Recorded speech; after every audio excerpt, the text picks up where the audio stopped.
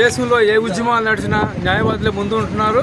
ఇప్పుడు ఈ చట్టానికి సంబంధించి కూడా దాని గురించి మా వాళ్ళంతా స్టడీ చేసి ఒక అవగాహనకు వచ్చిన తర్వాతే అది ప్రజలకి అన్యాయం జరుగుతుంది, దానివల్ల ప్రజలు నష్టపోతారని చెప్పి అభిప్రాయానికి వచ్చిన తర్వాతే ఈ ఉద్యమాన్ని స్టార్ట్ చేయడం జరిగింది.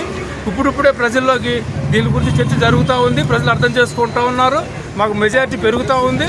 ఖచ్చితంగా ఈ భూమి హక్కు చట్టాన్ని రద్దు చేసే వరకు మా న్యాయవాదుల ఈ దీక్షలు కొనసాగిస్తాము, ప్రజల్ని ఇంకా చైతన్యవంతం చేస్తాము, ఉద్యమాన్ని ముందుకు తీసుకెళ్తాము. ఈ చట్టం ఆపే వరకు మా ఉద్యమం ఆగదని చెప్పేసి తెలియజేస్తాం. అంటే గుంటూరు న్యాయవాదులు చాలా ధైర్యంగా ముందుకొచ్చి ఎలాంటి ఒత్తిళ్ళైనా ఎదుర్కొని నిరసన కొనసాగిస్తున్నారు.